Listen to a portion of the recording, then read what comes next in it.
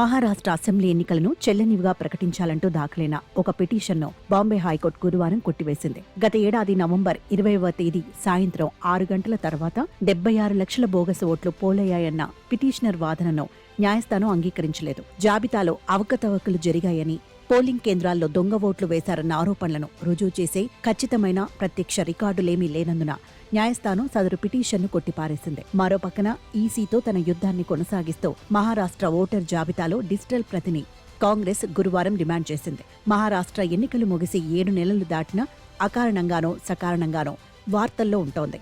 ఎన్నికలు జరిగినప్పటి నుంచి ఎన్నికల సంఘాన్ని కాంగ్రెస్ ప్రశ్నిస్తోంది, నిలదీస్తోంది. పోలింగ్ బూతుల వెలుపల భారీ క్యూలైన్లో ఏమీ లేకుండానే ఆఖరి నిమిషంలో పడిన లక్షలాది దొంగ ఓట్లతో బీజేపీ కూటమి అధికారంలోకి రాగలిగిందని రాహుల్ కొన్ని లెక్కల ఆధారంగా విమర్శలు చేస్తున్న విషయం తెలిసిందే. ఎన్నికల సంఘంతో వ్యవహారాలు, అవసరమైతే వివాదాలు నడిపేందుకు నాయకులు, నిపుణులతో కూడిన ఈగల్ గ్రూప్ ను కాంగ్రెస్ పార్టీ ఏర్పాటు చేసుకున్న విషయం తెలిసిందే. ఈగల్, ఈసీల మధ్య ఉత్తర ప్రత్యుత్తరాల యుద్ధం సాగుతోంది. మహారాష్ట్ర ఎన్నికలకు సంబంధించిన సమస్త సమాచారాన్ని సాధించి, శోధించి, మధించి ఈసీని నిలదీయాలన్న లక్ష్యంతో కాంగ్రెస్ పోతోంది.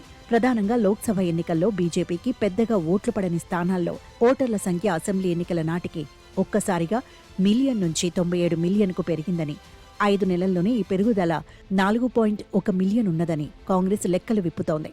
అంతకుముందు 5 ఏళ్ల కాలంలో ఈ పెరుగుదల 3.1 మిలియన్ మాత్రమే ఉన్నందున కాంగ్రెస్ విమర్శ పూర్తిగా కాదనలేనిది.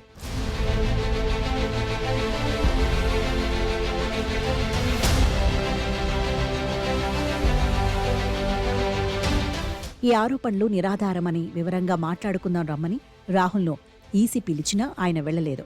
ఓటర్ డేటా, సీసీటీవీ ఫుటేజ్ ఇత్యాది కీలక వివరాలు దక్కే వరకు ఈసీ మెట్లు ఎక్కేది లేదని కాంగ్రెస్ అంటోంది. 5 నెలల్లోనే ఓటర్ల సంఖ్య అంతలా ఎలా పెరిగిందన్న ప్రశ్న కంటే పోలింగ్ సమయం ముగిసిన 5 గంటలకు తాత్కాలిక అంచనాల ప్రకారం పోలిన ఓట్ల శాతం 58.22 ఉండగా మర్నాడు ఉదయానికి అది 66.05 ఎలా అయిందన్నది మంచి ప్రశ్న. ఇంకా ఓట్లు వేయాల్సి ఉన్నవారి భారీ క్యూలైన్లు కనిపించకున్నా 7.83% పెరుగుదల నమోదైందని కాంగ్రెస్ గుర్తు చేస్తోంది. అంటే పోలింగ్ వేళలు ముగిసిన తర్వాత 76 లక్షల మంది ఓటేశారని అర్థం.